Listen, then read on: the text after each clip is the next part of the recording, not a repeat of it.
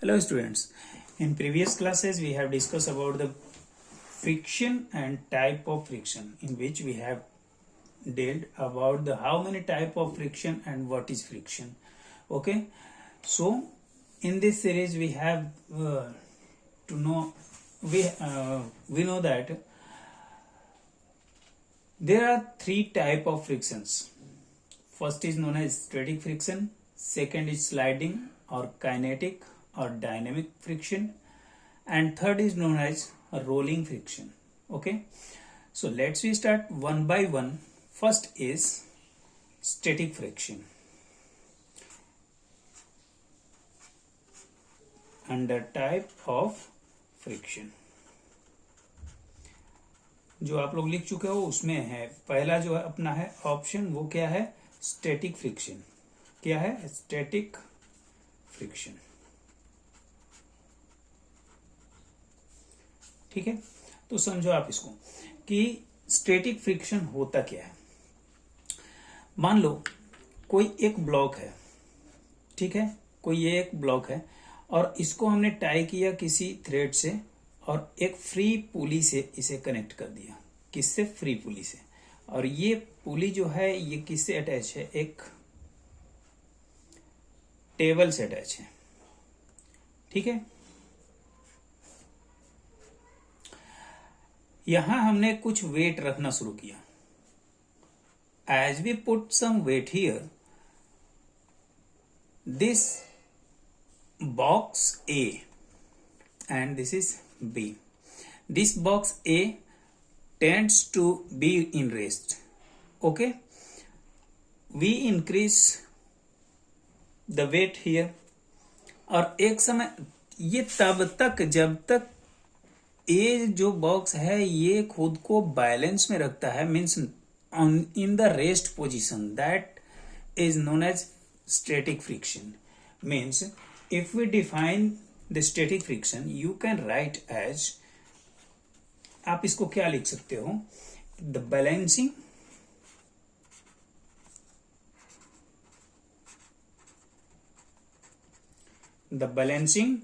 and self-adjusting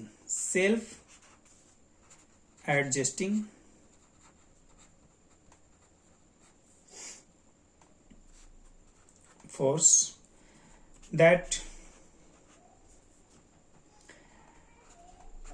arise keep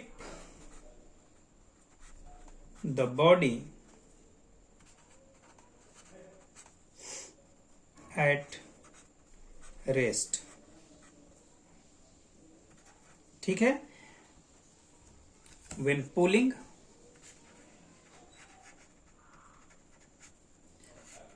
force acts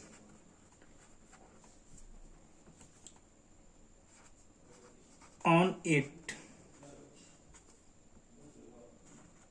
called static friction.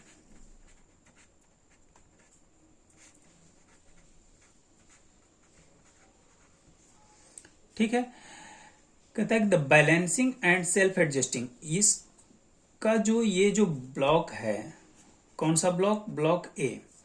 Block ए ये खुद को अपने आप को रेस्ट में रखने की कोशिश करेगा. The balancing and self adjusting force that arise keep the body at rest when pulling force acts on it. जब इस पर पुलिंग फोर्स एक्ट करता है फिर भी ये अपने आप को एडजस्ट करने की कोशिश करता है. किस पोजीशन में? रेस्ट पोजीशन में. And that is known as static force. समझ में आ रहा है ना? मीन्स व्हाट, कि अगर मैं बात करूं कि ये कब हो सकता है तो आप लिख सकते हो द लिमिटिंग फोर्स. और यहां एक बात और आती है, किसकी? लिमिटिंग फोर्स की. Limiting force. अब यहां लिमिटिंग फोर्स क्या कहा जाता है? लिमिटिंग फोर्स नहीं, लिमिटिंग क्या लिखोगे? Friction, not force, friction. Limiting friction. अब ये लिमिटिंग फ्रिक्शन क्या है? एक ऐसा फ्रिक्शन, लिमिटिंग फ्रिक्शन क्या है? एक ऐसा फ्रिक्शन जिसमें जब हम यहाँ वेट बढ़ाते जाते हैं, ठीक है, वेट बढ़ाने पर ये इसको कंपेल कर दे, मीन्स मजबूर कर दे स्लाइडिंग करने पर, जस्ट स्लाइडिंग। जब हम यहां पर वेट रखना शुरू किए 1 by 1, और जब कंटिन्यूअसली वेट रखते जा रहे हैं, एक समय आएगा कि ये स्लाइड करना जस्ट स्टार्ट कर देगा, जस्ट स्टार्ट, और उसी को हम कहेंगे limiting friction. Means the friction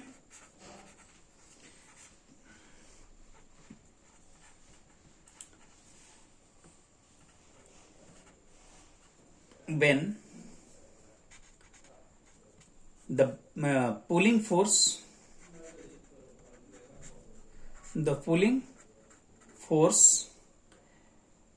is compel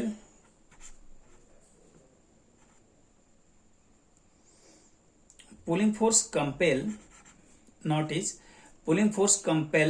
the object to just slide on another object.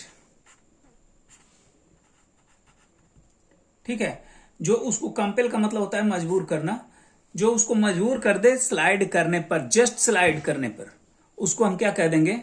Limiting friction. Clear है ना? तो देखो यहां क्या बात आती है कि अगर लिमिटिंग फ्रिक्शनल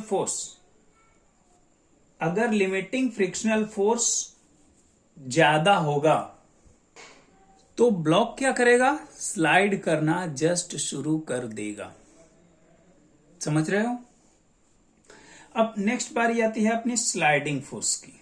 ठीक है, किसकी? Sliding force.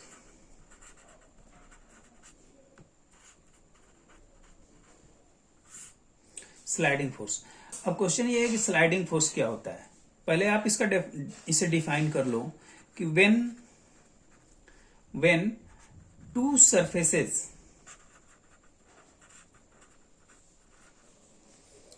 in contact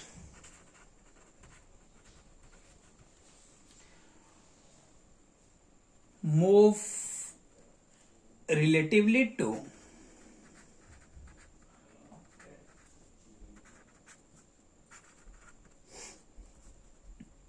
each other,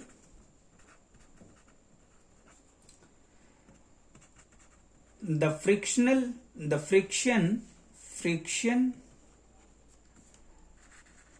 develop between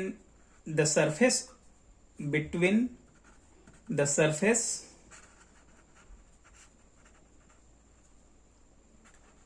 is called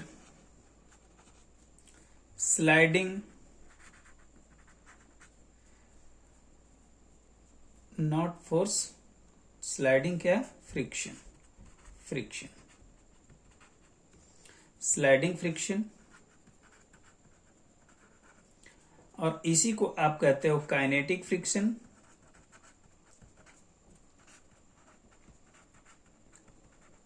या आप इसी को क्या नाम देते हो? Dynamic friction.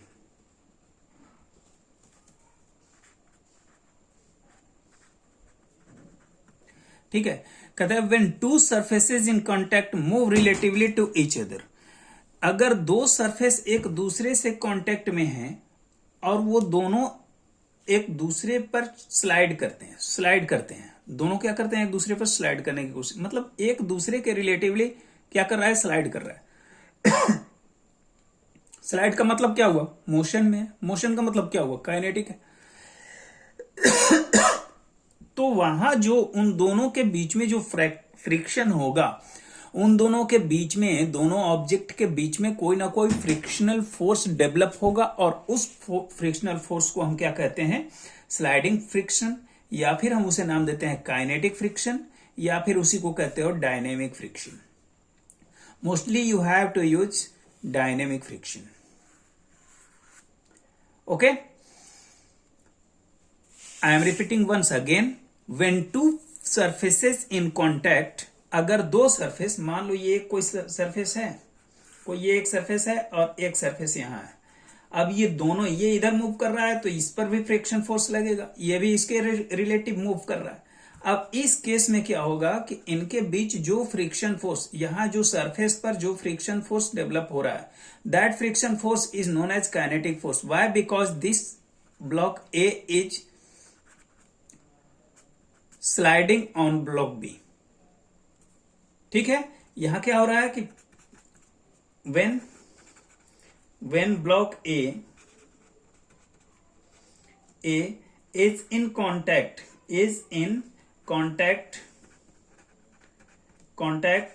to block B,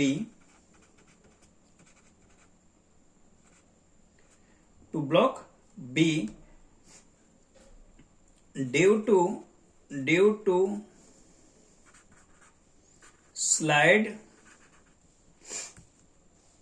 to sliding, the friction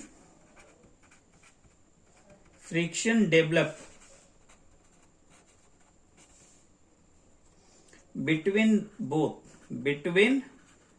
both is, क्या कहेंगे हम इसको? हाँ, डायनेमिक फोर्स नहीं, फ्रिक्शन, डायनेमिक फ्रिक्शन, या इसी को आप नाम देते हो स्लाइडिंग फ्रिक्शन, या इसी को आप कहते हो काइनेटिक फ्रिक्शन। क्लियर है ना? तो ये दो बातें हो गई अपनी। पहली बात हो गई स्टैटिक फ्रिक्शन। स्टैटिक फ्रिक्शन क्या है? वो बैलेंसिंग फोर्स जो खुद को एडजस्ट करने के लिए, अगर आप उसके लिए वेट रख रहे हो तब तक, जब तक वो खुद अपने आप को रेस्ट में रख रहा है, that is known as static friction. जब तक वो रेस्ट में है, याद रखिएगा कब? जब तक वो रेस्ट में है। जहां वो मूविंग मोड पर आया, जैसे ही वो मूव करना शुरू कर दिया, अब वो क्या हो जाएगा? Sliding friction. ठीक है, उसे मूव करने के लिए जितना आप उस पर वेट रखते जा रहे हो, जितना वेट रखते जा रहे हो, मतलब जितना पुलिंग फोर्स लग रहा है उस ऑब्जेक्ट को खींचने के लिए या उस ऑब्जेक्ट को मूव करने के लिए जो मजबूर कर रहा है, that is known as limiting friction. उसको हम क्या नाम देते हैं? Limiting friction. स्लाइडिंग फ्रिक्शन क्या है?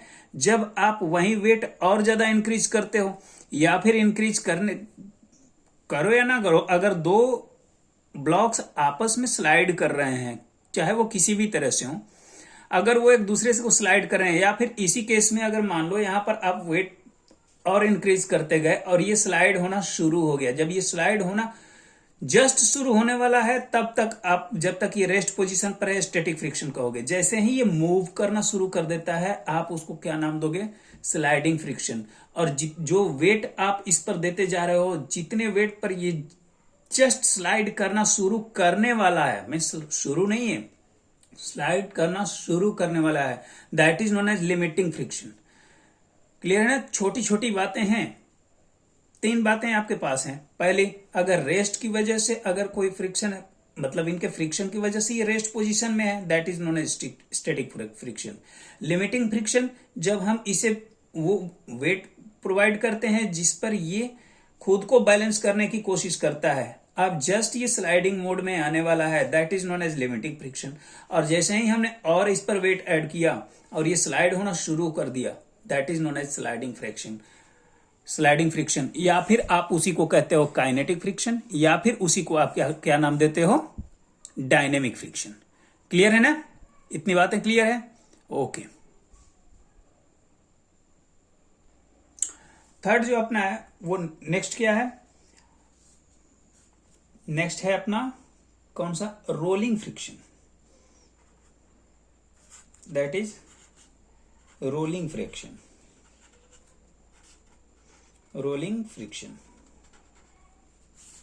ठीक है, अब देखो पहले हम इसे डिफाइन कर लेते हैं, फिर हम इसको समझते हैं। रोलिंग फ्रिक्शन क्या है? When a body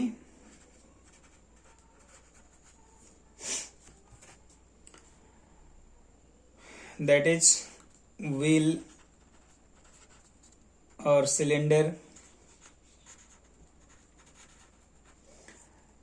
when a body that is wheel or cylinder means जो रोल कर सकता हो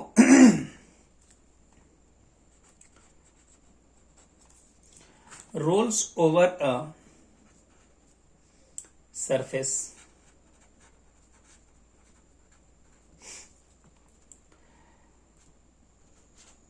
the friction which is responsible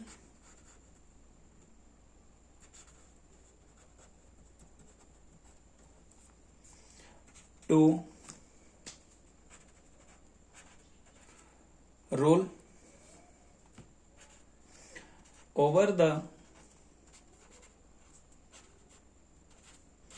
surface is known as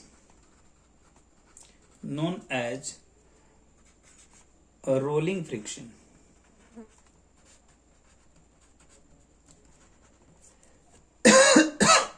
When a body that is wheel or cylinder, कोई wheel है या फिर cylinder है, means क्या कहेंगे उसको,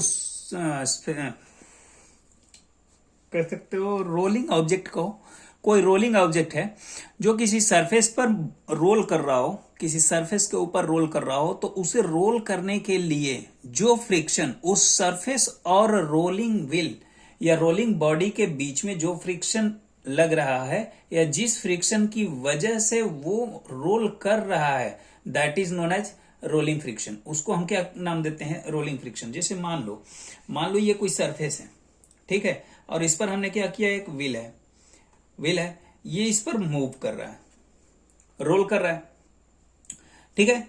तो यहां इसके रोल करने की वजह से इसका डायरेक्शन बढ़ेगा, ये इधर मूव कर रहा है, इसका मतलब कि ये कभी ऐसे मूव करेगा या इस पोजीशन पर करेगा ना, तो इस तरह से मूव करेगा. तो बताओ, एक फोर्स तो इधर ये लग रहा है रोलिंग फ्रिक्शन, इनके बीच में क्या, इनका ये जो सरफेस है, ये व्हील का जो सरफेस है और ये जो सरफेस है, इनके बीच में कोई एक फोर्स अपोज कर रहा है, यहां कोई फोर्स अपोज कर रहा है जिसकी वजह से स्लाइड हो रहा है, सो नॉट स्लाइड, रोल हो रहा है, ठीक है. तो जो फ्रिक्शन यहां पर लग रहा है, इन दोनों फोर्स के, दोनों सरफेस के बीच में जो फ्रिक्शन लगेगा, means the friction which is responsible to roll the object on any surface, that is known as rolling friction. Clear है ना? किसी भी रोलिंग बॉडी को किसी सरफेस पर रोल करने के लिए जो फ्रिक्शन मजबूर करता हो या जो फ्रिक्शन जिम्मेदार हो या जो फ्रिक्शन रिस्पॉन्सिबल हो, that is known as rolling friction. उसको हम क्या नाम देते हैं? Rolling friction. ओके.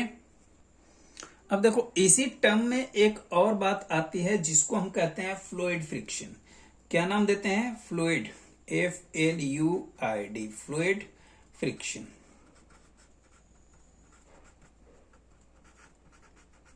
ठीक है. अब ये फ्लूइड फ्रिक्शन क्या है?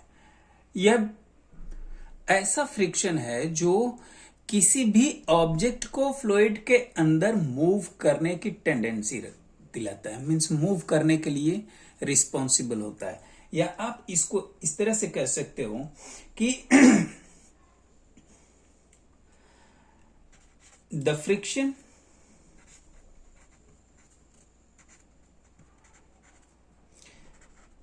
inside the fluid. अच्छा, फ्लूइड का मतलब क्या होता है? फ्लूइड का मतलब होता है किसी भी लिक्विड से रिलेटेड, ठीक है. फ्लूइड हम किसको कहते हैं? जो just as like liquid, as like क्या, लिक्विड ही, ठीक है. तो the friction inside the fluid and fluid which is responsible to move the object is called fluid friction. Fluid friction. या आप इसको और इजी तरीके से लिख लेना. क्या आप लिख सकते हो इसको कि the friction which is responsible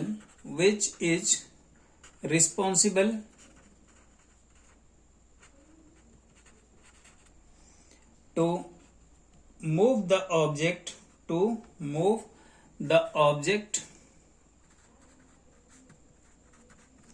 inside the fluid is called, क्या कहते हैं इसको, फ्लूइड फ्रिक्शन। ठीक है, जैसे एग्जाम्पल इसका अगर लेना चाहो तो आप लिख सकते हो स्विमिंग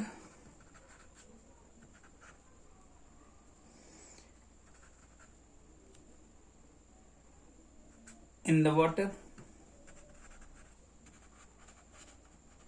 अगर वाटर में आप स्विम कर रहे हो तो बताओ, आप पर कोई ना कोई फ्रिक्शन फोर्स वर्क करता है वाटर की तरफ से और आपके बॉडी के बीच में। तो जो water friction force, friction develop between between the body and water, उसे हम क्या कहेंगे, fluid friction. Fluid friction, clear है ना, इतनी बातें। फ्लूइड फ्रिक्शन क्या होता है भाई, फ्लूइड के अंदर अगर कोई ऑब्जेक्ट मूव कर रहा है तो उसके मूवमेंट के लिए जो फ्रिक्शन रिस्पॉन्सिबल है, याद रखिएगा कि friction is responsible to move the object on any other surfaces, वो चाहे लिक्विड फॉर्म में हो या फिर वो सॉलिड स्टेट में हो। इन दोनों केस में फ्रिक्शन वर्क करता है। Without friction movement is not possible. तो यहां अभी हम लोग एडवांटेजेस डिसएडवांटेजेस देखेंगे फ्रिक्शन के बारे में। ठीक है, तो पहले आप इतना समझ लो कि फ्लूइड फ्रिक्शन क्या है। किसी भी फ्लूइड में अगर कोई ऑब्जेक्ट मूव कर रहा है तो उसके मूवमेंट के लिए जो फ्रिक्शन रिस्पॉन्सिबल है that is known as fluid friction. Okay, अब देखो फ्रिक्शन से एडवांटेजेस क्या हैं, तो लिखेंगे advantages of friction. Advantages of friction, first advantages बहुत सारे हैं। जैसे देखो, मान लो फर्स्ट अगर लिखना चाहो, आपके आप अपने घर में ही एक्सपीरियंस कर सकते हो फ्रिक्शन फोर्स। पहली बात तो होती है कि friction force due to friction we can walk. जब आप अर्थ को अपने बैकवर्ड खींचते हो, अपने पैर से बैकवर्ड फोर्स लगाते हो, वो फॉरवर्ड डायरेक्शन में फ्रिक्शन मूव कराता है आपको। सेकंड आप लिख सकते हो to burn match stick.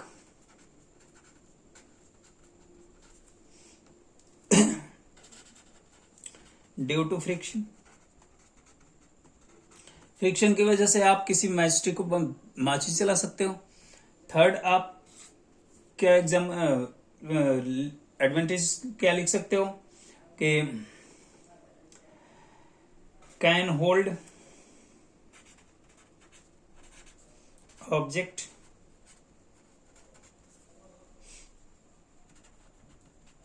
With our hand. अपने हाथ से किसी ऑब्जेक्ट को आप होल्ड किए रह सकते हो। फोर्थ एडवांटेजेस की अगर हम बात करें तो आप यहां पर फोर्थ एडवांटेजेस देख सकते हो कि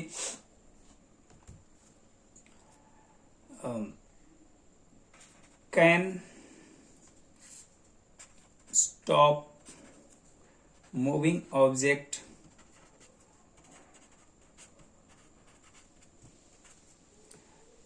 ड्यू टू फ्रिक्शन। अगर बाइक चला रहे हो, बाइक चलाते वक्त जैसे ही आप ब्रेक अप्लाई करते हो तो ब्रेक अप्लाई करने का मतलब क्या होता है, आप फ्रिक्शन बढ़ा देते हो। फ्रिक्शन जैसे बढ़ेगा बाइक क्या हो जाएगी, स्टॉप हो जाएगी। मीन्स स्टॉप करने के लिए भी आप फ्रिक्शन का यूज करते हो। फिफ्थ, अगर किसी नेल्स या स्क्रू को फिक्स करते हो, टू फिक्स नेल्स और स्क्रू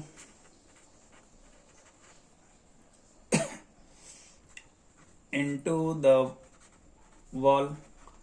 दीवार में अगर नेल्स को फिक्स करते हो उसमें भी फ्रिक्शन। सिक्स्थ की अगर बात करो तो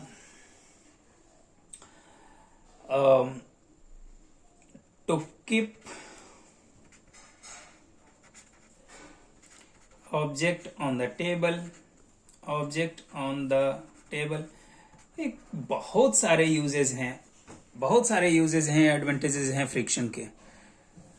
सेवेंथ आप ये भी लिख सकते हो, to right on blackboard,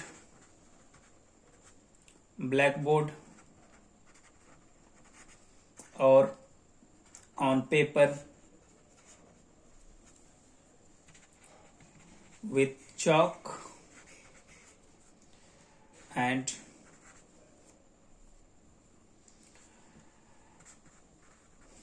pen, pencil respectively का मतलब होता है कि ब्लैक बोर्ड के लिए चौक इस्तेमाल किया गया है, पेपर के लिए पेन, पेंसिल एक्सेट्रा। ठीक है, तो इसकी वजह से आप लिख पाते हो। अगर फ्रिक्शन नहीं रहेगा आप लिख भी नहीं पाओगे। तो ये सारे जो एडवांटेजेस हैं वो किसके लिए हैं, किसके हैं, फ्रिक्शन के। समझ रहे हो? मीन्स अगर बात करें हम फ्रिक्शन की तो बहुत सारे फ्रिक्शन के आप यूज एडवांटेजेस देख सकते हो। अब देखो, अगर इतने सारे एडवांटेजेस हैं तो इसके डिसएडवांटेजेस भी होंगे। तो बिल्कुल सही, डिसएडवांटेजेस तो होंगे ही। तो डिसएडवांटेजेस क्या है? बहुत सही है, disadvantages of friction.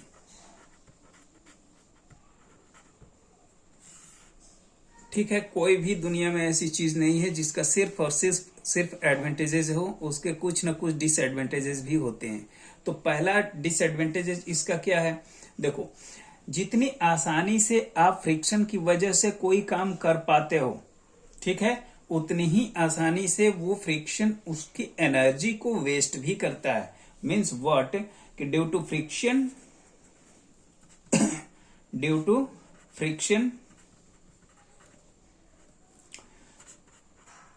part of machine is damaged। Machine का कुछ पार्ट डैमेज हो जाता है। भाई फ्रिक्शन बढ़ेगा तो मशीन का पार्ट कम काम कर रुक कर काम कर, मीन्स उसके फ्रिक्शन का मतलब क्या है, उसमें रुकावट पैदा करता है। और जैसे ही वो रुकावट पैदा करता है तो उसके पार्ट्स क्या होंगे, घिसेंगे, मीन्स टीयर होंगे। समझ में आ रहा है? सेकंड की अगर हम बात करें तो क्या आप कह सकते हो कि too much energy is wasted due to friction. अगर मशीन कोई मूव कर रही है और उस पर हम फ्रिक्शन पैदा करते हैं, जैसे ही हम फ्रिक्शन अप्लाई करते हैं, जैसे ही फ्रिक्शन डेवलप होता है, क्या होता है, मशीन के पार्ट्स इमीडिएटली रुकना शुरू हो जाते हैं। तो उतनी एनर्जी जो उस मशीन को चलाने के लिए लग रही है, अब वो एनर्जी क्या हो जाएगी, सडनली स्टॉप होने की कोशिश करेगी, और ये पॉसिबल नहीं होता। तो उतनी एनर्जी क्या हो जाएगी, वेस्ट हो जाएगी। थर्ड अगर हम बात करें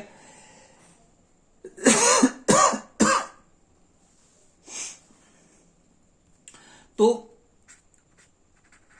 too much noise pollution,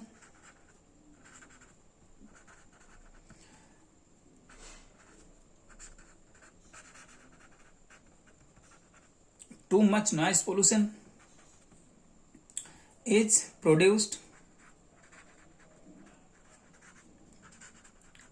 due to friction। देखो, आप जब कभी सडनली मूविंग कार में या फिर मूविंग कोई भी व्हीकल है उसमें अगर हम सडनली ब्रेक अप्लाई करते हैं तो उस समय क्या होता है, उस समय बहुत तेज आवाज आती है रुकने की।